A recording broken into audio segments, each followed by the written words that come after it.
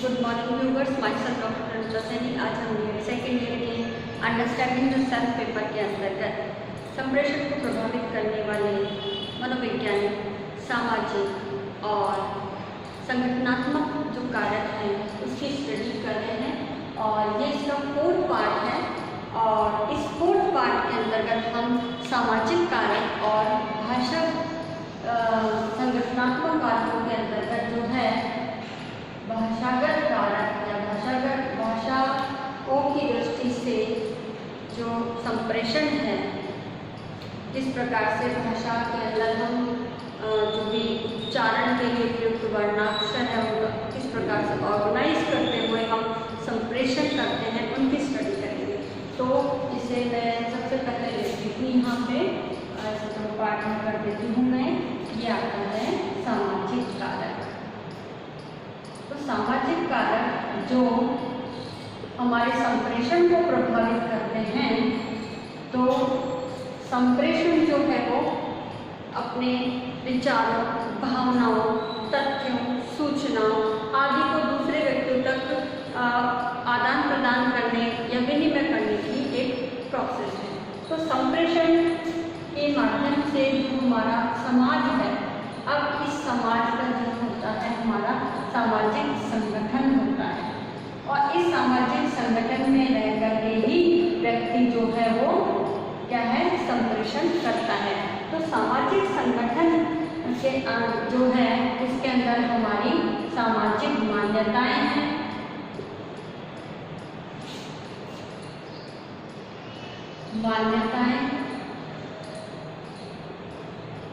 ठीक है, और सामाजिक व्यवहार जो हम सामाजिक संगठन में रह करके ही करते हैं।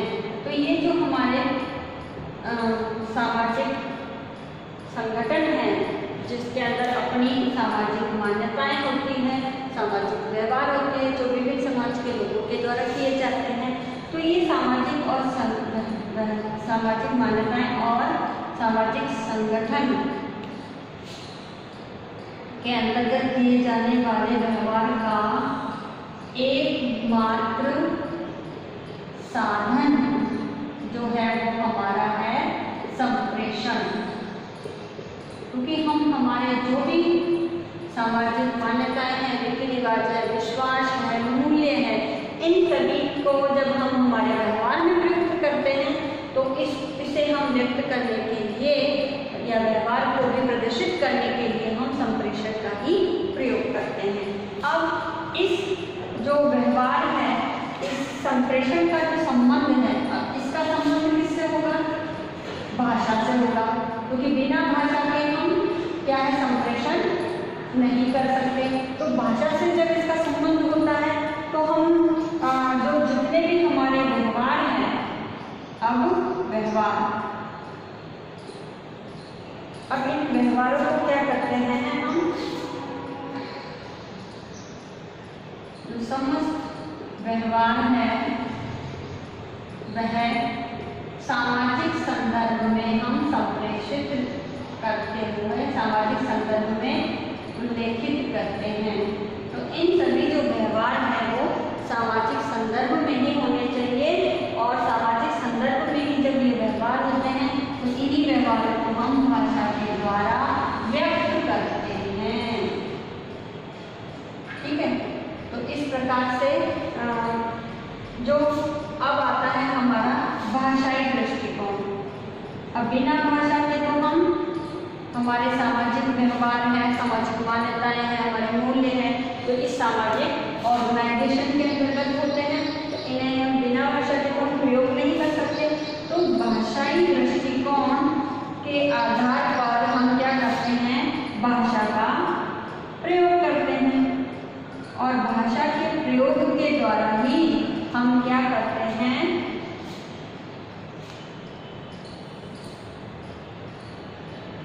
समाज में व्यवहार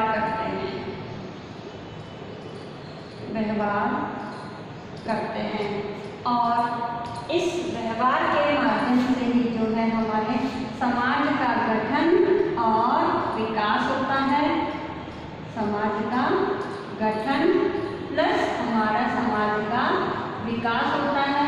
इसी व्यवहार के माध्यम से जब सभी व्यक्ति आपस में मिलजुल कर रहेंगे तो एक सामाजिक संगठन बनेगा, और सामाजिक संगठन बनेगा और सभी जब व्यक्ति मिलजुल कर कार्य करेंगे और इसका विकास एक दूसरे के हितों को ध्यान में रखेंगे तो ऑटोमेटिकली हमारे समाज का विकास होगा।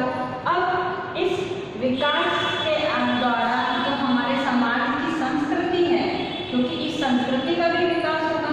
संस्कृति यानी हमारे जो मनुष्य के जो रहन सहन है, रीति रिवाज है, खान पान है, वो सब हमारी संस्कृति है, तो संस्कृति का भी विकास होगा,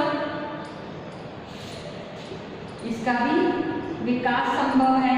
यानी जब समाज का विकास होगा तो डेफिनेटली हमारी संस्कृति का भी विकास संभव है।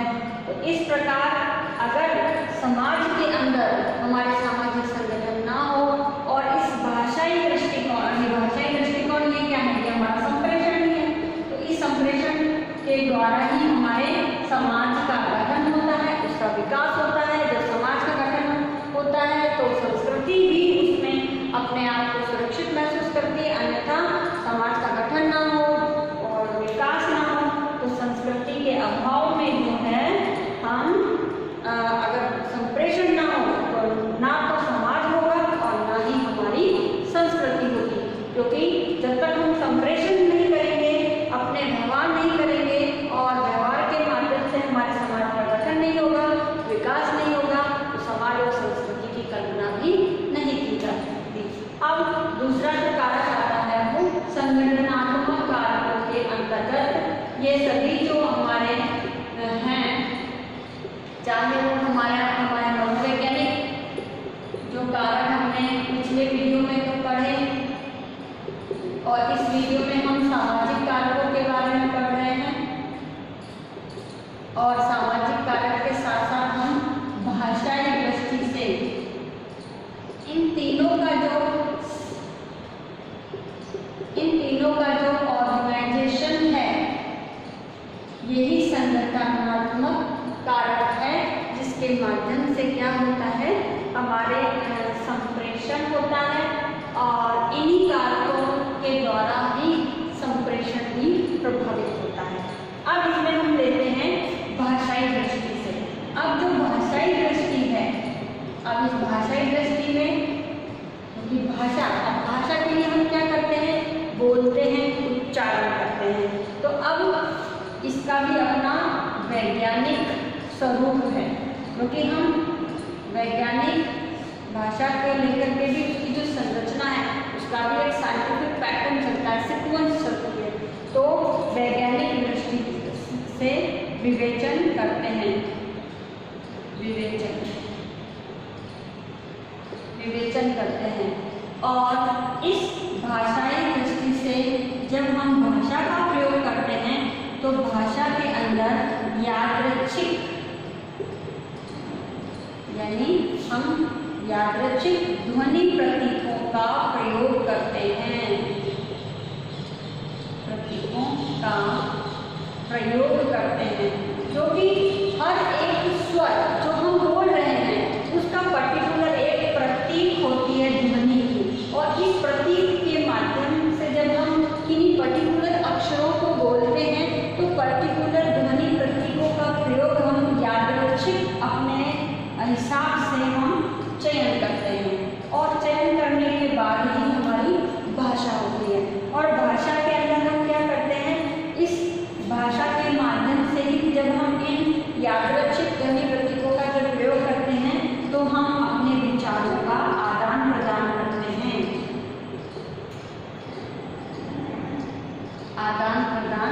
करते हैं, और इस आदान प्रदान करने की प्रक्रिया को ही क्या कहते हैं, हम संप्रेषण कहते हैं।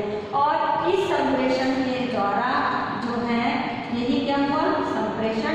और इस संप्रेषण में जो हम उच्चारण करते हैं, उच्चारण में जो भी हम शब्दों का प्रयोग करते हैं या वाक्यों का प्रयोग करते हैं, अब ये वाक्य हो गए या हमारे शब्द हो गए, तो इनका जब हम उच्चारण करते हैं तो इसकी एक विविध सिस्टमेटिकली व्यवस्थाएं होती है किसी भी सेंटेंस को क्रिएट करने की, और उसी सेंटेंस को क्रिएट करके जब हम बोलते हैं और हम हमारी सूचनाएं, हमारी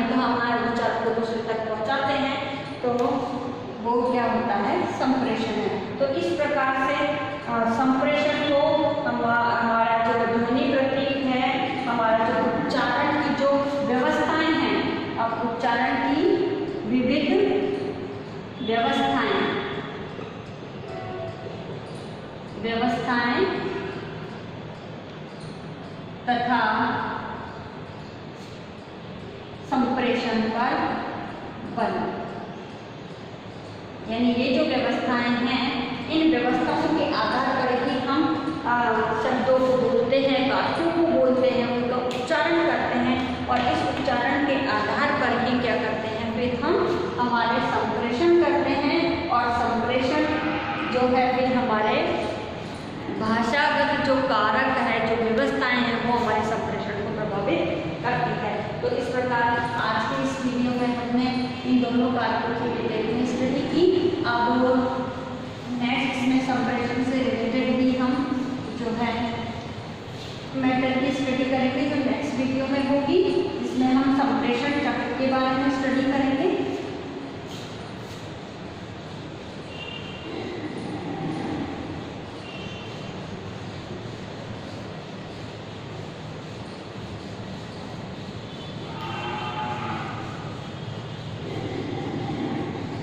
ना आज का जो असाइनमेंट है वो इस प्रकार से है।